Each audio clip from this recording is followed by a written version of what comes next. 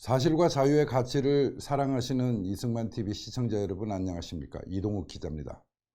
현대사로서의 5.18 제1부 현대사 리터러시의 그 3편 오늘 시작하겠습니다. 오늘의 주제는 가짜 역사에 속으면 가짜 역사에 이용당합니다 라는 것입니다. 여기서 주목해야 될 포인트가 세 가지가 있는데요. 가짜 뉴스와 가짜 역사를 판별해야 자유로워집니다 하는 부분 하나, 두 번째는 의도에 주목해서 악을 멀리 하셔야 합니다 라는 부분 하나, 그리고 세 번째로 진실한 역사가 자유를 지킵니다 라는 부분 하나, 이렇게 세 가지를 중심으로 말씀드리겠습니다. 그러면서 지난 20여 년 동안 우리 사회를 휩쓸고 다녔던, 유령처럼 휩쓸고 다녔던 광주 북한 특수군 이른바 광수에 대한 실체를 밝혀보도록 하겠습니다. 본론으로 들어가죠. 저번 시간에 프레임 이펙트를 설명하면서 제가 이런 그림을 보여드렸지요. 이 그림만 보면은 가해자가 누구고 피해자가 누군지 우리는 단정할 수 있지만, 그러나 프레임을 밖으로 밀어내버리면 이런 식으로 편집되어져서 보일 수도 있다 하는 부분을 말씀드렸습니다. 왜 현대사 리터러시를 하면서 이런 이야기들을 자질구레하게 하느냐 하면, 현대사는 아시다시피 해방 이후, 그러니까 1945년 이후로 기점을 잡을 때 그 시기는 매스미디어의 발전과 같이합니다. 따라서 매스미디어가 가지고 있는 장점도 있지만 그로 인한 역기능이 현대사에 많이 영향을 미치기 때문입니다. 현대사를 연구하기 위해서는 반드시 이런 리터러시를 알아야 한다는 거죠. 실제로 2001년에 이라크 침공 사태가 벌어졌을 때 화면에 보이는 사진은 이라크군 장교를 향한 미군의 총구입니다. 이 사진을 보도한 알자지라 방송은 미군들이 고문을 가했다는 주제로 이야기를 시작하죠. 그런데 이 사진은 CNN에서 보도한 사진입니다. 우리는 침공을 했지만 이라크군 장교를 포로로 삼았지만 인간적으로 그들에게 목마를 때는 물을 나눠주기도 한다, 뭐 이런 내용이 담겨 있었는데요. 실제 사진은 양쪽 다가 뒤섞여 있는 가치 중립적인 사진이었습니다. 자, 이렇게 프레임이 만들어지는 거죠. 카메라의 프레임 조작은 이런 식으로도 만들어집니다. 저번 시간에 보여드렸지만 코로나 사태로 인해서 해외여행을 간다는 것이 굉장히 드문 시기에 기내 사진처럼 만들어서 사람들에게 보여준 겁니다. 웃기려고 한 거겠죠, 그죠? 간이 의자를 머리에 뒤집어 쓰고 카메라의 앵글만 조정하면은, 프레임을 조정하면 사람들을 속게 할 수 있다. 마찬가지로 변기 커버를 이용해서 비행기 사진을 뒤에 갖다 놓고 사진을 찍었을 때 기내에서 마치 어디 뭐 해외로 떠나는 사람의 그 심정까지 그려놓을 수 있는 그런 장면을 만들어냅니다. 그러나 이 두 가지의 의도는 어떤 걸까요? 악한 의도는 없겠죠, 그죠? 이 사진들로 인해서 큰 피해를 보는 사람은 없을 테니까 말입니다. 자, 그러면 이 사진, 여러분은 이 사진을 너무나 잘 알고 계실 겁니다. 그 2014년 4월 16일 수학여행을 가던 학생들이 302명이나 지금 돌아오지 못했죠, 그죠? 172명은 구조됐습니다. 저 보트에 타고 있던 사람들이 모두 172명입니다. 안타깝게도 우리는 저 사건에 대해서 아직까지 제대로 된 조사를 하지 못했다고 저는 생각을 합니다. 위원회가 만들어지고 7년간 9번의 조사를 했음에도 불구하고 아직까지 결론을 못 내리고 있는 동안에 우리는 저 사건으로 인해서 두 번 다시 이런 실수는 있어서는 안 되겠다 하는 교훈들을 찾아서 전해줬어야 되는데 그러지 못하고 있는 중입니다. 자, 계속 진행해 보겠습니다. 저 세월호는 그날 오후부터 저렇게 선체 밑바닥 하면 저 앞에 툭 튀어나온 곳을 몰바우스 하우라고 하는데, 저곳을 중심으로 해서 평형수가 채워져 있는 물탱크에 비어있는 공기, 그 공기로 인해서 약 사흘 동안 떠 있다가 가라앉습니다. 저 배는 에어포켓이 생길 수 없는, 격실이 생길 수 없는 일반 여객선, 그리고 그 하부는 자동차들을 때려 씌울 수 있는 화물선이었기 때문입니다. 그럼에도 불구하고 많은 사람들이 희망의 끈을 놓지 않으려고 애를 썼죠. 그것이 인간의 본능이겠지만, 그러나 언론이나 방송이나 그 사회의 대중을 지도하려고 하는 사람들은 진실을 얘기했어야 합니다. 그런데 우리는 그러지 못했죠. 마찬가지로 저런 상태에서 희망의 끈을 놓지 않으려고 하는 사람들의 심리를 이용해서 이런 가짜 뉴스가 만들어졌습니다. 이 카톡 메시지는 사건 당일 밤 10시 22분에 만들어집니다. 10시 20분이군요. 내용이 이렇습니다. 엄마 보고 싶어요. 저 승진이에요. 도와주세요. 식당에 있어요. 춥고 무서워요. 뭐 이런 내용입니다. 그 4월 16일 밤 10시 20분경이면 단원고에서 수학여행을 보냈던 학부모 전체가 학교에서 긴급히 제공한 버스를 타고 대거 팽목항으로 내려가서 그 항구에서 발을 동동 구르며 이제 서서히 체념의 시간을 기다리고 있어야 되는 때인데, 그때까지 바다가 이렇게 험하구나, 도저히 여기서는 구조에 가망이 없구나 하는 상황들을 조금씩 전해 듣고 있던 실종자 가족들이 저 카톡 메시지를 보고는 분노가 폭발하죠. 해양경찰이 우리를 속였다. 그러면서 그 주변에 취재 나와 있던 방송사 기자들, 너희들이 이런 거 보도 안 하고 뭐 하냐 하면서 카메라를 빼앗고 또 핸드폰을 빼앗고 빼앗은 그 장비들을 전부 바닷속으로 집어 던져버렸습니다. 난리가 난 거죠. 그런데 그 다음날 오전에도 이런 메시지가 또 뜹니다. 제발 이것 좀 전해주세요. 지금 저희 식당 옆 객실에 6명이 있어요. 폰도 안 되고 유리 깨지는 소리가 나요. 아무것도 안 보여요. 빨리 식당 쪽 사람만 많아요. 빨리 구조해 주세요. 자, 이런 가짜 메시지가 만들어지고 이로 인해서 나라 전체가 이제 혼란에 빠지죠. 그죠? 이 의도는 어떤 의도일까요? 좋은 의도일까요? 나쁜 의도일까요? 선일까요? 악일까요? 이걸 판단해야 합니다. 이 의도를 판단하지 못하면 이용당하는 거죠. 그런데 이런 가짜 메시지를 만든 사람들이 단순히 뭐 철이 없는 청소년들도 있겠지만 지식인도 있습니다. 지식인의 글이 사건이 나고 나서 무려 2년 8개월 지나서도 나오죠. 세월호가 가라앉을 때 박근혜 대통령은 올림머리 하느라 90분 날렸다. 드러나는 세월호 7시간. 박 대통령 정오께 강남 미용사 불러 머리 손질. 해경 선체 진입도 못한 시점에서 구조의 골든타임 허비했다. 남은 시간은 5시 30분, 의문이 여전하다. 청와대는 20여 분 걸렸다고 얘기한다. 뭐 이런 얘기인데, 근데 저 사건을 현장에 가서 8개월간 제가 조사를 해봤더니 골든타임 자체가 사실은 존재하지 않았습니다. 배가 기울어지고 나서 6,800톤이나 되는 그 배가 기울어지고 나서 불과 1시간 30분 이내에 물속으로 들어가 버립니다. 그럼 그 사이에 안전교육을 받은 승무원들이 승객들을 유도해서 배 밖으로 나가도록 했어야 합니다. 그런데 이미 이건 알려졌지만 안전교육을 받은 바 없는 승무원들로 가득 채워져 있었고, 그 승무원들은 잘못된 안내방송을 하죠. 움직이지 마세요. 움직이면 배가 더 흔들려요. 더 위험해요. 자, 이런 부분들을 우리가 짚어내고 반성하고 재발 방지책을 강화했어야 하는데 그러지 못하는 겁니다. 그러는 사이에 나쁜 의도, 악한 의도, 그런 프레임을 짜서 뉴스를 만들고 또 가짜 역사 만들어가는 거죠. 가짜 역사와 가짜 뉴스, 그 의도는 세월호의 경우 결국은 권력 쟁탈전에 이용되는 겁니다. 물론 박근혜 정부가 잘한 것도 없다고 저는 생각을 합니다. 박근혜 정부 당시 세월호 사건에 대해서 조사 한 번 한 적도 없으면서 이 사건은 해경의 구조 실패라고 단언하고 해양경찰청을 해체시켜버렸습니다. 대한민국이 건국한 이후에 대한민국의 국가기관을 대통령이 직접 해체시킨 경우는 처음이죠.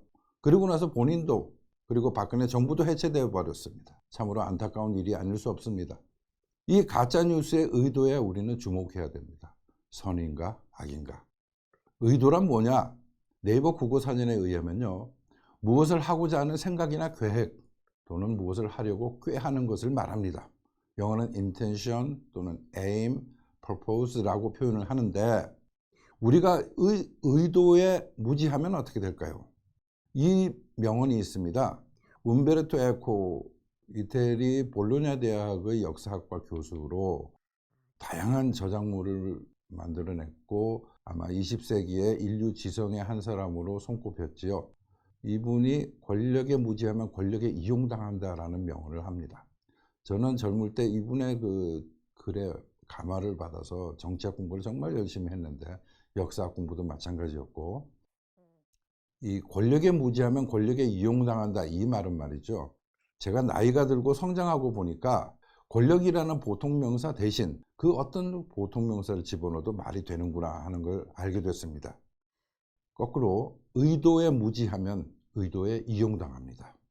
그래서 우리는 깊이 생각해 봐야 됩니다. 골똘히 생각해 본다는 건 뭐냐? 요모조모를 따져서 들여다 봐야 된다는 겁니다. 제가 저번 시간에 말씀드렸다시피 종이컵도 위에서 보면 동그라미, 옆에서 보면 사각형. 그러나 다른 각도로 보면은 비로소 종이컵과 비슷한 모습의 모양이 나오죠. 그런 것처럼 하나의 사건에 대해서도 여러 가지로 생각해 보셔야 되는 겁니다.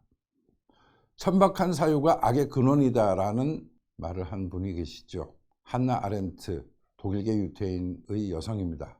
이분이 쓴 책이 어디에서 나오느냐면 예루살렘의 아이히만이라는 책입니다.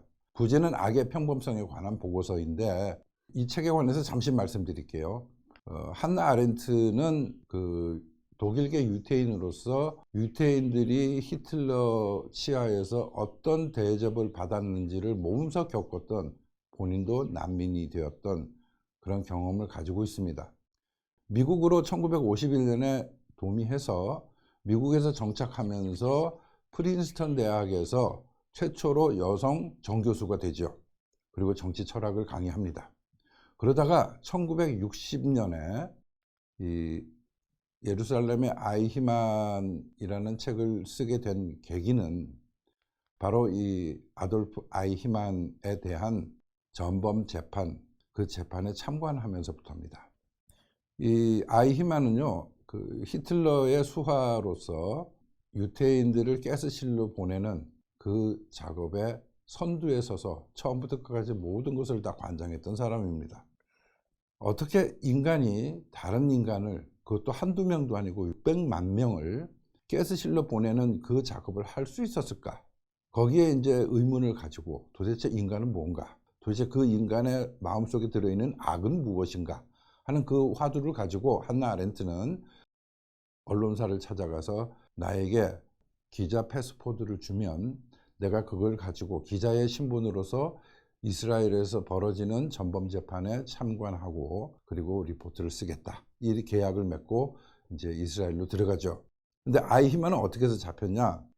1945년에 히틀러가 자살을 하고 이제 독일 제국이 붕괴되니까 아이히만은 신분을 감춘 채 남미로 가서 아르헨티나에서 또 다른 이름을 가지고 또 물론 변장을 하고 그렇게 살아갑니다. 하나 2차 대전 이후에 새로 건국한 이스라엘의 정보기관 모사드는 이런 전범들의 행적들을 10년 이상 계속 추적하다가 결국은 아이히만을 아르헨티나에서 찾아내죠. 그리고 어떻게 이스라엘로 데려왔냐면요.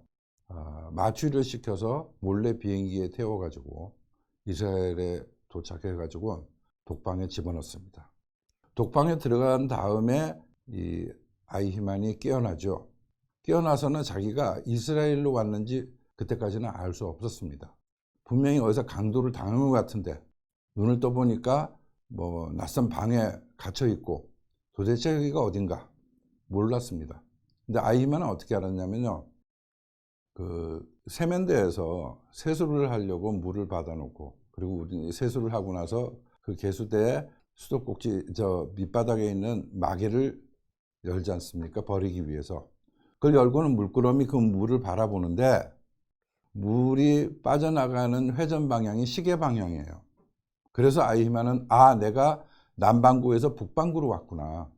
나를 이렇게 북반구 쪽으로 끌고 갈 사람들은 이스라엘밖에 없다 하고 자기는 이제 그때부터 포기하죠.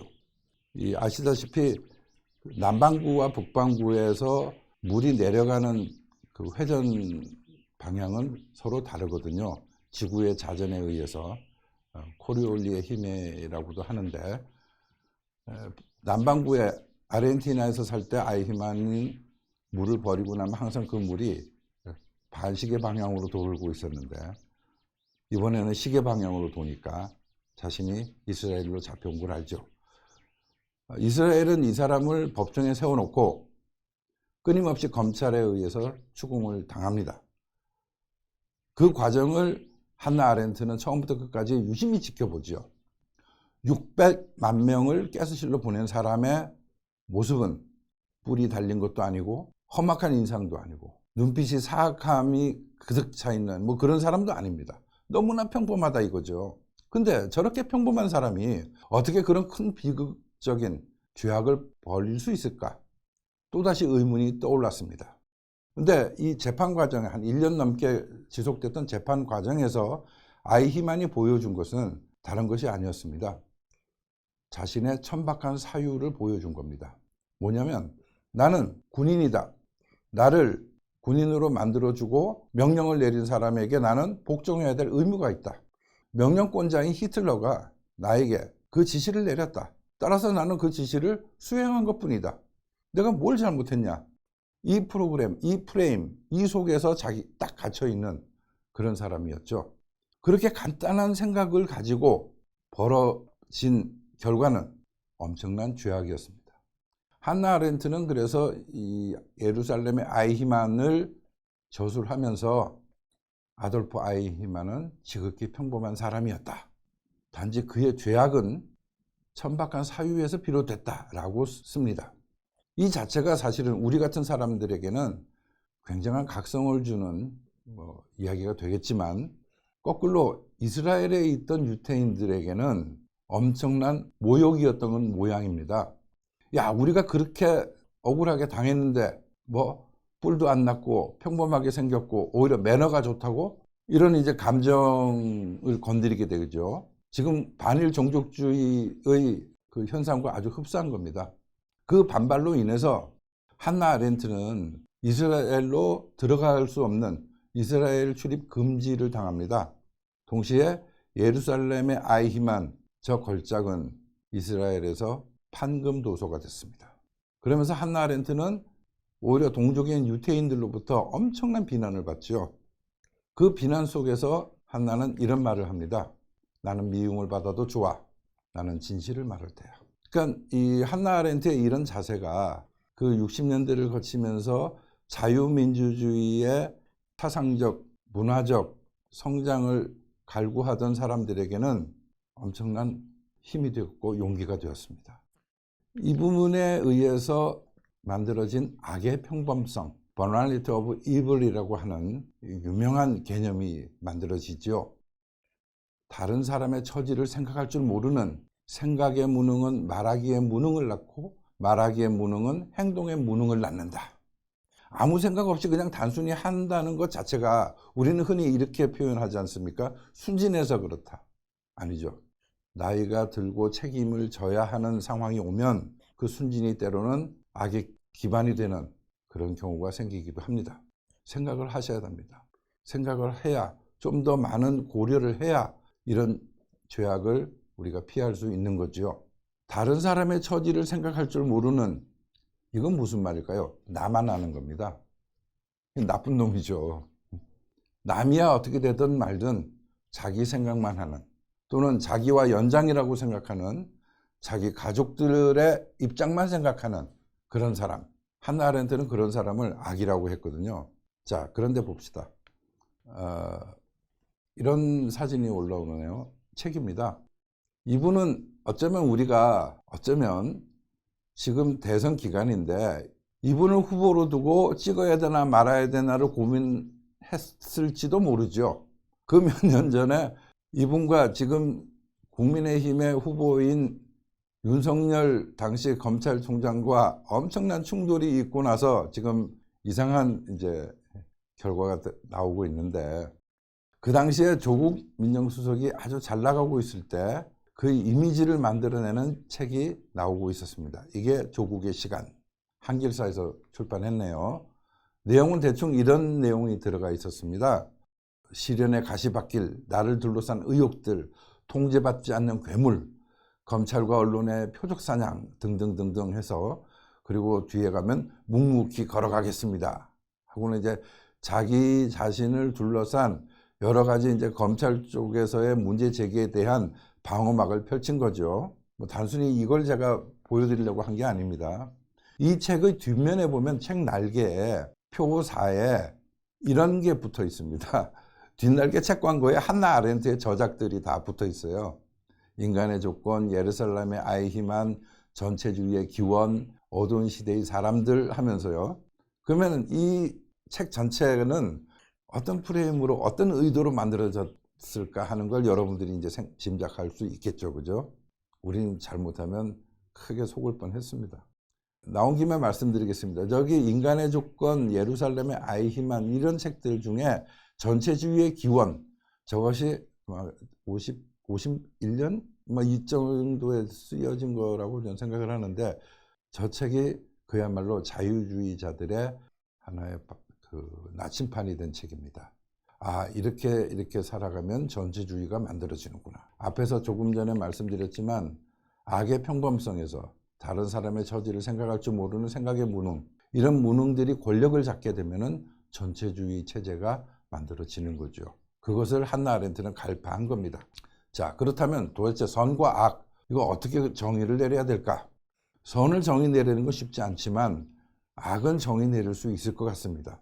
저는 한 20대에서 30대를 넘어가는 사이에 이 문제와 고민하다가 제 나름대로 찾아낸 정의가 있었는데, 그 정의가 맞는지 틀리는지를 끊임없이 대조해 가면서 살아왔습니다. 지금까지 틀린 바가 없는 것 같아서 여러분께 소개합니다. 악이란 무엇이냐?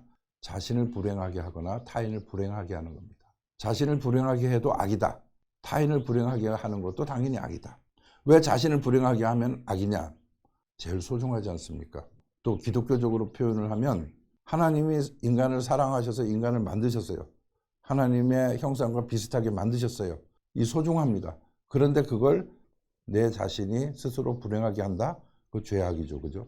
뭐 그렇게 해석해도 무리가 없을 겁니다만, 어쨌든 자신과 타인을 불행하게 하는 것, 이것이 죄다. 이것이 악이다. 이렇게 표현하면 쉬울 것 같습니다.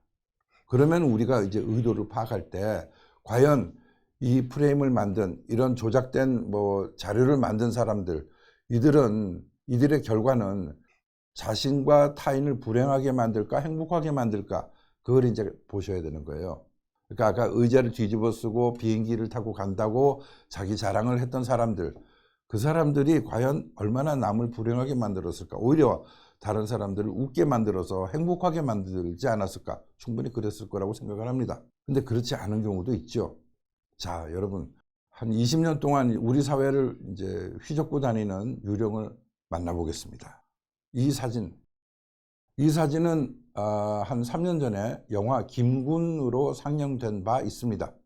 그런데 이 사진을 두고 광주에 내려온 북한 특수군이라고 주장하고 계시는 분이 있죠.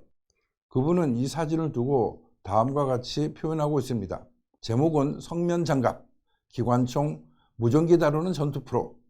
그러면서 페퍼폭으로 보이는 차량의 높은 지붕에 대형 군 지휘부 무전기를 장착하고 기관총 설치대를 응용력 있게 조립하여 기관총을 거치하고, 왼손에는 전투 프로만이 그 가치를 알 수 있는 내열성 기능 장갑인 성면 장갑을 착용하고, 단련된 몸매와 레이저 눈빛을 발할 정도의 매손 눈매로 주위를 응시하고 있다. 정말 그렇게 보이지 않습니까? 설명 잘했죠, 그죠? 이 정도의 전투 상태를 준비할 수 있는 사람은 우리 특수군 중에서도 찾아보기 어려울 것이다. 정말일까요? 무지하면 이용당합니다. 그런데 이 지만원 씨는 이 사람을 북한의 농업상 김창식이라고 주장합니다. 이렇습니다. 지만원 씨의 주장은요, 아래 사진은 광수의 원조여 로고 사진이다. 아무리 훌륭한 영화 배우라 해도 이 정도의 연기는 못할 것이다. 장갑차에 거치된 기관총과 늘어진 실탄줄이 위압감을 준다. 이 포즈는 공수부대 요원도 취하기 어려운 포즈이고 눈빛은 가히 살인적이다. 하지만 무엇보다 중요한 포인트는 김창식이 끼고 있는 장갑이다. 이 장갑은 일반 장갑이 아니라 성면 장갑이다. 기관총을 많이 쏘면 총열이 뜨거워져 구부러진다. 총열을 바꿔끼리면 반드시 열을 차단하는 성면 장갑을 끼워야 한다. 이 정도의 무장은 광주의 최하층 계급인 10대, 20대 애송이들이 상상조차 할 수 없는 완전한 무장이다. 2017년 4월 4일 날 이제 진만원 씨가 또 다른 책을 만들면서 펴낸 겁니다. 그래서 나중에는 이런 사람들이 나오죠. 이런 사진들이. 광수 1호라고 이제 적시를 하고, 저 밑에 있는 사람이 북한에서 무슨 당 대회를 할 때 참석했던 북한 농업상 김창식인 모양인데요. 얼굴이 비슷하다고 해서 동일인으로 만들어 버린다는 것은 참 과감해도 너무 과감하죠. 그런데 사실은 평범한 사람들이 봤을 때도 이건 거짓말인데 라고 이제 판단할 수 있는데, 거짓을 반박하지 않으면요, 그 거짓은 진실이 되어 버립니다. 이게 인류 사회의 특징 중에 하나입니다. 그래서 인류 사회에 지성인들이 필요한 겁니다. 지성인의 덕목은 뭡니까? 어떠한 압박이 오더라도 진실을 얘기하는 용기입니다. 근데 우리는 그 용기 있는 사람들이 부족하는 바람에 이 광수 1호가 진실로 알려지기 시작을 하고 지금은 620명까지 늘어났습니다. 한번 보겠습니다. 제가 여러분께 말씀드린 대로 프레임에 속지 않으려면 프레임을 벗어나야 됩니다. 프레임을 벗어나려면 고정된 사진 밖으로 나가봐야 아무것도 없죠. 그럴 때는 고정된 사진을 어떻게 하면 되냐?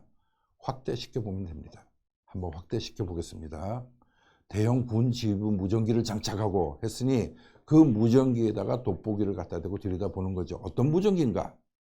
아, 저 무전기, 저 구석구석을 자세히 들여다보고 나면 이 무전기와 동일하다는 걸 알 수 있습니다.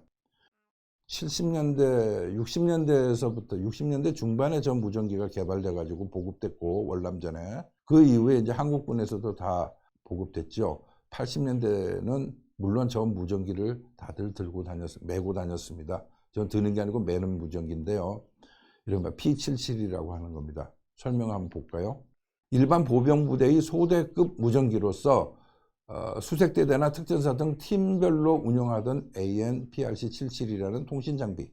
그러니까 일반 보병부대는 소대급에 한 대씩, 그런 이 팀 단위로 운영되는 8명에서 10명 사이로 이제 운영되는 그런 부대에서는 그 팀별로 한 대씩, 저는 이제 수색대대에서 이제 중사로 오랫동안 근무를 했었는데, 저때 우리 팀에 전부 저 무전기 한 대씩은 다 있었죠. 이 무전기는요, 교신거리가 8km입니다.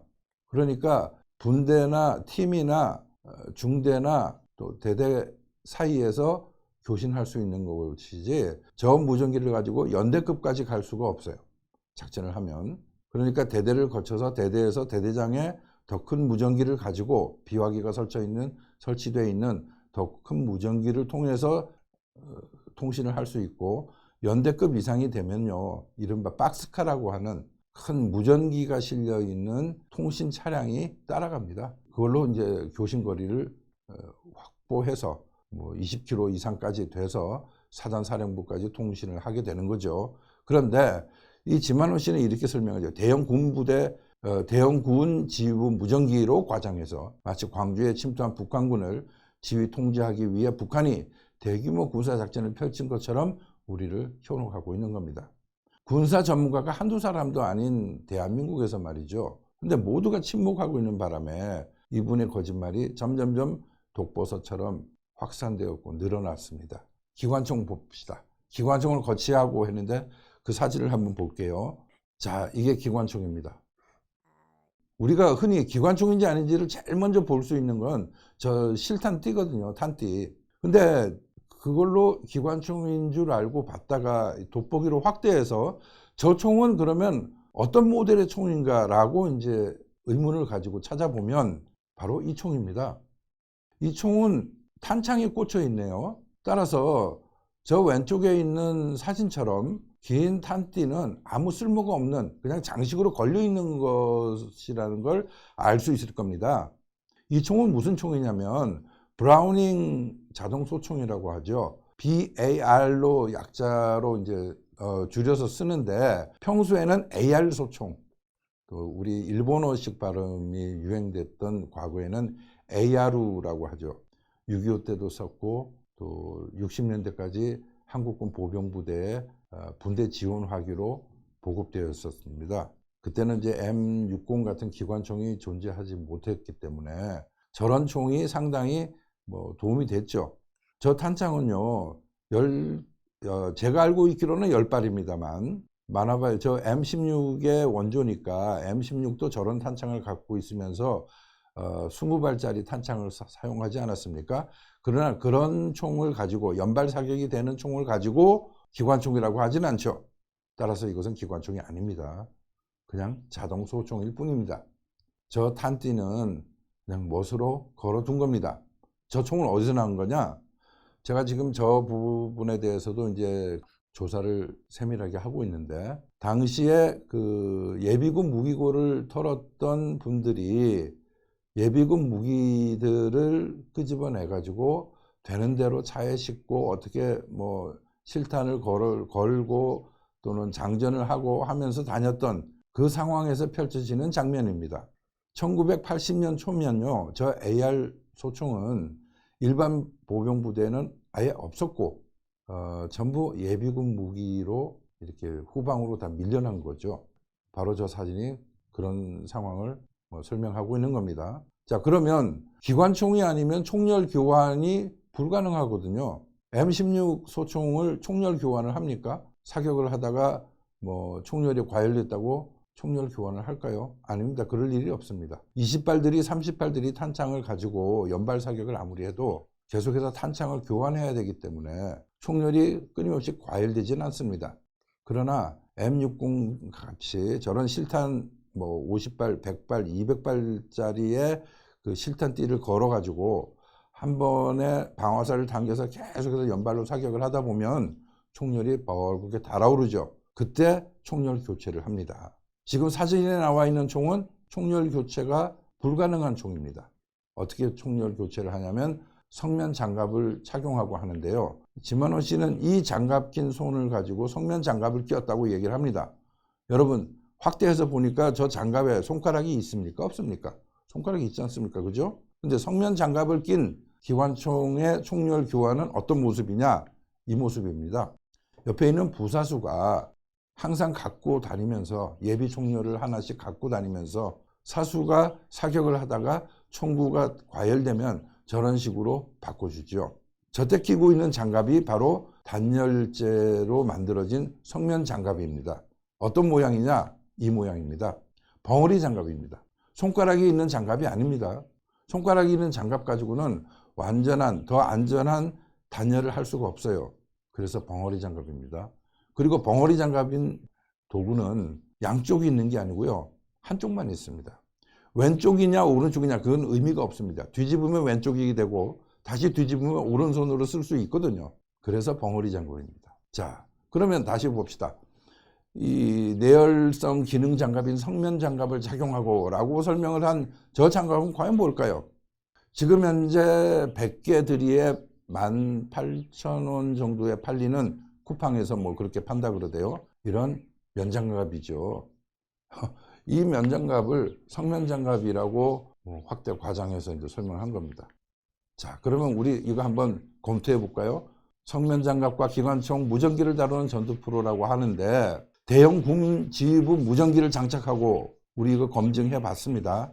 이제 돋보기를 갖고 확대를 하고 저 무전기와 동일한 무전기를 인터넷에 뒤져서 찾아서 대조를 해보니까 대형 군 지휘부 무전기 맞습니까? 아니죠.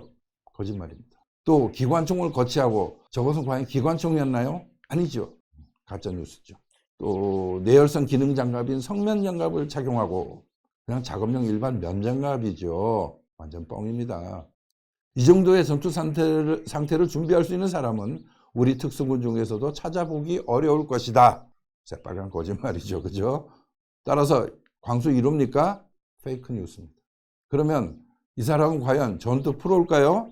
생구라죠. 제가 속어를 좀 썼습니다만은 불과 2개의 문장과 하나의 제목 그리고 한 장의 사진으로 거짓말, 구라, 뻥 뭐 한 6가지가 나오네요.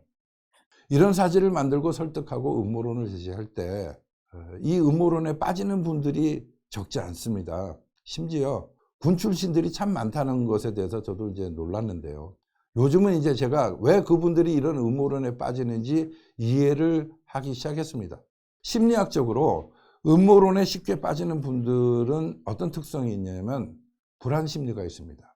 확실하게 답을 내리지 못하는 사안, 모호한 상황이 나오면 불안해지고 그 불안을 대체하기 위해서 답을 만들어낸 음모론에 쉽게 빠집니다. 북한군에 대해서 많이 불안해 하시는, 그래서 이분들이 반공에 굉장히 많은 애를 썼던 분들이구나 하고 짐작을 하죠. 우리가 하나의 단일한 가치로서 생존할 수밖에 없었던 시대가 있었습니다. 결코 행복한 시대가 아니었지만 그 시대에는 반공이라는 가치가 아니면 대한민국이 지켜질 수 없었던 그런 시대가 있었습니다. 그러나 그 시대가 있다고 해서 지금까지 그 가치관을 유지하고 그 가치관대로 세상을 재단하면 안 됩니다. 왜? 시대는 변하거든요. 그 변화에 맞춰야 됩니다.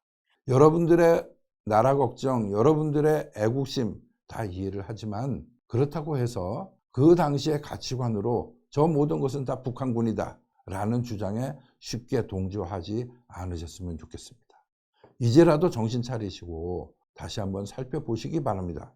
저 이동욱 기자가 하는 말이 정말인가 거짓말인가 한 번만 확인해 주시기 바랍니다. 계속 가볼까요? 아무도 그런 노력을 하지 않는 바람에 제1광수, 제2광수, 제3광수 해서 지금까지 5.18 당시에 나왔던 광주 시민들의 사진을 가지고 전부 다 광수로 지금 만들어가는 중입니다. 일종의 테마파크가 됐습니다. 지만원 씨가 만든 테마파크입니다. 여기에서 모두들 모여가지고 재미있게 이야기를 하는 거죠. 그 동조하시는 분들은 집단으로 형성될수록 자신의 불안한 심리가 안정되기 때문에 서로 같이 모여서 같은 이야기를 가지고 나누고 그렇게 즐기는 겁니다. 문제는 이것이 우리 사회를 불행하게 만들 수 있기 때문에 문제라는 거죠. 여러분, 어제 제가 이 PPT를 만들다가 뉴스를 접했습니다. 법원이 5.18 북한 개입설 지만원 2심도 징역 2년 법정 구속은 안 해라는 제목으로 한 신문이 보도를 했는데 법원은 5.18 북한군 개입설 지만원 씨에게 2심도 징역 2년을 선고하고 법정 구속은 하지 않았다고 합니다. 이게 바로 어제 보도된 내용입니다. 법원은요, 지씨는 천주교 정평이 소속 신부들이 북한과 공모해서 조작된 사진집을 제작했다는 등 허위 사실을 적시해서 피해자들의 명예를 중대하게 훼손했다고 징역 2년에 벌금 100만 원을 선고했다. 지씨는 이때도 법정 구속을 피했다. 이어서 지씨는 5.18 당시 촬영된 사진 속 인물들에 대해 자체 얼굴 비교 분석을 등을 토대로 북한 특수군이라고 지목했는데 이는 건전한 상식과 경험치를 가진 일반인이 보기에는 상당히 부족해서 그 의도가 악의적이기까지 하다고 지적했다. 여러분, 법원에서도 의도를 파악하고 있는 겁니다. 의도를 파악해서 악의적이다라고 할 때는 멀리 하셔야 합니다. 거기에 동조하셨다가는 개인도 불행해지고 여러분 주위에 있는 사람들까지도 비극에 빠질 수 있습니다. 이 지만원 씨는 육군사관학교 출신의 대령이죠. 대령으로 이제 예편을 하셨는데 저는 저분과 사실은 상당한 인연이 있습니다. 나중에 이제 기회가 되면 그 하나씩 말씀드리겠습니다. 근데 그 지만원 씨 옆에 같이 육군사관학교를 나온 군인들이 참 많습니다. 또 3군사관학교 출신의 그 예비역 장교들도 참 많습니다. 이분들은 이분들은 자신을 성장시켜 주었던 사관학교의 명예에 대해서 어떻게 생각하는지 참 궁금합니다. 군복을 입었다는 것 자체로 사실은 일반 국민들로부터 어느 정도 신뢰도를 얻게 되거든요. 제 말이 거짓말인지 여러분 한번 생각해 보십시오. 만약에 우리 사회가 전쟁이나 테러로 혼란에 빠지고 건물이 폭파되고 기관총이 난사될 때 일반인들은 모두 그 현장을 피해갑니다. 도망갑니다. 그러나 제복을 입은 사람들은 거꾸로 그 현장으로 들어가죠. 왜? 구하기 위해서입니다. 군인, 경찰, 구급대원, 소방대원, 심지어 의사까지도. 그들은 자신의 위험을 무릅쓰고 타인의 생명을 구하려고 들어가죠. 군인들은 그런 면에서 일반인들로부터 사실은 잠재적인 신뢰도를 얻고 있는 겁니다. 그런데 이 지만원 씨처럼 또 지만원 씨를 지지하는 적지 않은 이른바 구국동지회라고 하는 분들, 그분들 전부 이제 예비역들인데 사실이 아닌 거짓을 옹호하면서 이렇게 사회운동을 10년 이상 벌이고 있다면 우리 국민들은 군인을 어떻게 생각할까요? 이 부분은 우리 정말 심각하게 고려해야 됩니다. 또 가보겠습니다. 제가 한번 읽어볼게요. 정리하자면 위 사진은 대형 군부대가 사용하는 특별한 무전기도 아니고 수백 발을 갈게 될 수 있는 기관총도 아니고 농무자가 쓰는 면장갑을 기관총 총열 교환용 성면 장갑이라고 거짓 설명하는 자칭 5.18 전문가 지만원 씨의 페이크 뉴스입니다. 그런데 이런 사실을 밝혀내면요, 북한군 침투설을 부정하게 되잖아요. 그러면 난데없이 저 같은 사람에게 김일성 앞잡이거나 빨갱이로 몰아가 버립니다. 이동욱 기자 그 친구 지금 5.18 위원회 가더니 변했다. 원래 그렇다더라. 이런 그러니까 인신공격이 이제 난무하는 거죠. 마녀사냥의 구조와 똑같습니다. 우리 사회가 언제부터 이렇게 중세로 돌아가서 흑과 백의 스테레오 사회로 퇴화됐는지 모르겠습니다. 제일 처음에 저 광수 1호 사진이 나왔을 때, 저때가 제 기억으로 2015년경인데요. 우리 사회가 육사와 3사 출신 장교들이, 그리고 군사 전문가들이, 언론과 방송, 그리고 지식인들이 전부 다 침묵해버렸죠. 왜? 계속해서 인신공격하니까 귀찮거든요. 그래서 오늘날 광수는 620명을 넘어서고 있는 겁니다. 누구 책임일까요? 우리도 책임이 있습니다. 침묵한 책임이 있습니다. 그리고 여전히 태극기를 둘러맨 분들은 광수교도 신자가 돼가지고요, 젊은이들을 설득하러 다닙니다. 참으로 안타깝게도 제복을 입었던 예비역 군인들이 여기에 앞장서고 있고요. 그들을 배출했던 육군사관학교나 삼군사관학교도 침묵하고 있고 국방부조차도 굉장히 미온적으로 대응해 온 거죠. 이 5.18이라는 사건이 41년이 흐르는 동안에 한국 보수 진영의 지력은 이처럼 해석 불가능한 수준으로 전락하고 있습니다. 그래서 국민 통합의 기회는커녕 국민 분열의 주역이 될지도 모르는 참담한 상황을 맞이하고 있는 겁니다. 그러면서도 선거 때만 되면 보수 진영 정치인들조차도 5.18 망월묘지 앞으로 달려가 엎드리기에 바쁘죠. 그러면서 자신들을 지지하는 당원들에게 이런 설명을 제대로 할까요? 한 적이 없습니다. 제 기억에. 왜? 연구하에 본 바도 없고 조사해 본 바도 없지 않습니까? 이렇게 온갖 거짓을 늘어놓아도요, 이 보수 진영은 반공과 안보와 애국만 앞세우면 무조건 갈채를 보내는 중입니다. 이것을 맹목이라고 하는데, 이제는 이런 맹목적 애국, 맹목적 반공과 안보, 이제는 떨쳐버리셔야 합니다. 그래야 진정한 반공과 애국과 안보가 형성됩니다. 성장하는 거죠. 저는 이 주제를 연구하면서 어떤 결론, 어떤 문제점을 찾았냐면 다음과 같은 5가지 문제점을 찾았습니다. 국가 정체성이 혼란해집니다. 현재 이런 광수 문제, 5.18에 북한군이 왔다는 그런 주장들은 대한민국을 과연 어느 수준으로 만들고 있고 대한민국은 어떤 나라인지 헷갈리게 만들어 가는데 기여할 겁니다. 그러면서 갈등과 치유와 회복이 영원히 불가능한 상황으로 몰고 갈 겁니다. 여러분, 입장을 바꿔서 아까 타인을 불행하게 만드는 것도 악이라고 했는데요. 전라도의 광주에 살았던 분들 입장을 한번 생각해 볼까요? 황당할 겁니다. 그러면서 마음의 문이 닫힐 겁니다. 도대체 그 당시 5.18 당시에 이 지역에 북한군이 와서 그날을 쳤다고 하는 사람들하고 무슨 이야기를 하겠냐 하고 마음의 문을 닫아버릴 겁니다. 그 뭔 놈의 회복이고 치유고 이런 게 나오겠습니까? 이건 어떻게 되느냐? 결국 국민과 국가의 분열 기제로서 5.18이 작동하게 되는 겁니다. 제가 앞에서 말씀드린 바 있는데 대한민국 건국일인 8.15를 뒤집으면 5.18입니다. 우연치고는 너무도 기이해서 저는 늘 이 점에 주의하고 있습니다. 우리가 저 5.18 광주 사태, 광주 민주화 운동을 잘못 관리해 버리면 시리아처럼 내전의 촉발제로 작용할 겁니다. 그렇게 되어서는 안 되겠죠. 그럼에도 불구하고 군인들 중심으로 해서 이런 운동들이, 캠페인들이 계속 벌어져 오고 있습니다. 그로 인해서 군에 대한 심각한 불신이 조장되는 중이고, 이것이 진행되는 동안에 만약에 말이죠, 북한에서 평양 방송에서 1980년 5.18 당시에 난파된 우리의 혁명 동지들을 여러분 앞에 모셨습니다 하면서 인터뷰를 해버리면 아마 대한민국 사회는 난리 날 겁니다. 지만원 씨 같은 분들은 거봐라, 내가 한 말이 맞지 않느냐. 그리고 지만원 씨를 지지하는 분들은 더 견고하게 결속해서 단결해서 지만원 씨를 옹호하고 그 캠페인을 벌리겠죠. 그러면 북한 방송은 거짓말이다라는 걸 입증하려면 또 수많은 자료가 모아져야 됩니다. 그러면 누가 더 이익일까요? 그런 일이 없어야 되는데 상황이 지금 그런 식으로 가지 않을까 해서 제가 이런 문제점을 추려봤습니다. 여러분, 지난 41년 동안 우리가 진영 논리에 눈이 멀어가지고 대한민국을 건국하신 이승만 대통령의 혁명 정신을 망각하고 산 건 아니었나, 저는 그런 반성을 해봅니다.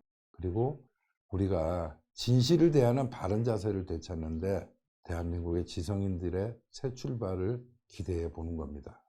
이 역사가 있습니다. 공산당 선언.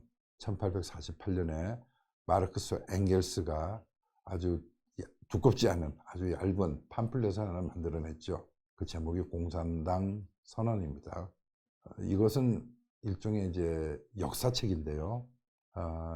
우리 인류가 성장해 가는 과정을 보면 절대로 리니어하게 직선으로 성장해 가는 게 아니고 시행착오를 겪어가면서 지그재그로 갑니다. 이 마르크스와 엥겔스의 노력도 그런 지그재그의 시행착오의 과정인데, 저 공산당 선언을 통해서 인류의 절반이 저 주장에 찬동을 하고 갈라져서 싸우고 하다가 1990년대에 와서야 비로소 아, 저게 문제가 있었구나 하고 이제 사회주의권 전체가 이제 붕괴되는 그런 과정을 겪지 않습니까? 역사가 그렇게 강력한 겁니다. 저 공산당 선언이 처음에 어떤 문구로 시작되느냐면 이렇게 시작됩니다. 유령 하나가 유럽을 떠돌고 있다. 하나의 유령이 유럽을 떠돌고 있다. 공산주의라는 유령이. 이러면서 이제 인류의 역사는 계급투쟁의 역사다.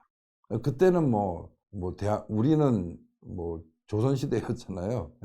고종이 등극하고 있었고, 또 유럽 쪽은 이제 초기 산업 자본주의 시대를 거치면서 빈익빈 부익부가 심해지고 노동조합 같은 거, 인권이라는 개념이 아직 없을 때니까요. 수많은 모순들이 막 여기저기서 드러나고 할 때입니다. 그러다 보니까 아, 저 말이 맞구나. 계급투쟁의 역사구나. 프롤레타리아트가 단결해서 뒤집으면 되는구나. 다 이제 거기에 빠지기 쉬울 때입니다. 그죠? 그래서 빠지기도 했죠.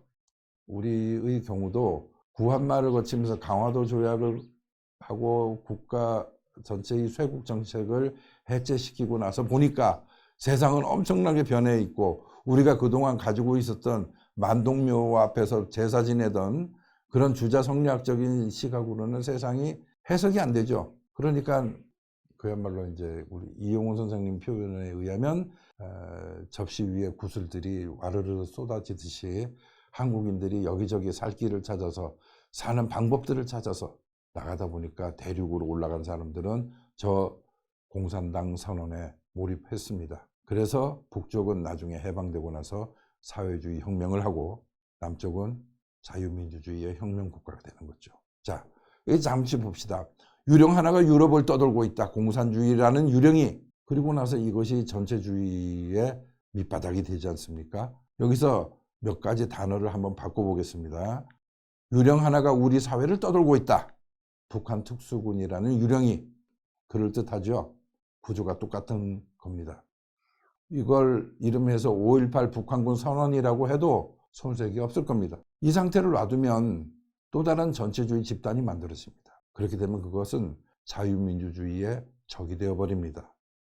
더 이상 비극이 벌어지기 전에 여기서 모두들 잠시 멈추고 돌아봐 주시면 참 고맙겠습니다. 여러분 이 사진 보십시오. 한반도의 야경인데요. 북쪽은 암흑입니다. 근데 저 사진이 거꾸로 된 적도 있습니다. 제가 사진으로 표현을 하지 못하고 말로 설명하겠습니다. 해방되고 나서 1948년 5월 4일 5.4 선거가 있었죠. 남한 단독 정부를 수립하기 위한 재헌국회를 구성하는 노력을 시작합니다. 그리고 나서 열흘 뒤인 5월 14일 날 북한은 남한으로 보내던 전기를 일제히 끊어버립니다. 일제시대에 우리 한반도에 많은 발전소가 세워졌는데 그중 80%는 북한 지역에 있었거든요. 그래서 그 1948년 5월 14일 5.14 단전이라고 하는데 그때부터 시작해서 이승만 대통령을 통한 그 구호 노력에 의해 가지고 큰 배에 화력발전소 시설을 만들어 놓은 발전선이 있었습니다. 미국을 통해서 그 발전선 8대가 1956년도까지 우리나라 해안 곳곳에 정박하고 있으면서 전기 공급을 겨우겨우 하던 시대가 있었습니다. 그러면서 저 사진을 보십시오. 위쪽은요 사회주의 혁명을 향해서 나갔고 남쪽은 자유민주주의의 혁명을 위해서 나간 겁니다. 제가 왜 혁명이라고 얘기를 하느냐면 아무도 이런 표현을 쓰지 않던데 이른바 혁명은 기존에 있었던 권력구조와 급격한 변동을 통한 다른 권력구조를 만들어내는 과정이 혁명입니다. 과학혁명도 마찬가지고 경제혁명도 마찬가지고. 그렇다면 대한민국은 그 이전 체제는 전체주의의 왕조체제였는데 거기서부터 민주체제로 확 변했으니까 대한민국은 자유민주주의의 혁명이죠. 마찬가지로 북한은 사회주의 혁명이었습니다.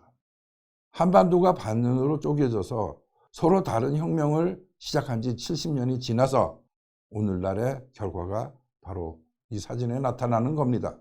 뭘까요? 우리가 선택한 길이 옳은 겁니다. 진실이 자유를 지키고 자유가 번영을 가져옵니다. 여러분, 우리가 선택한 길, 이승만 대통령이 만들어낸 이 길이 옳은 길입니다.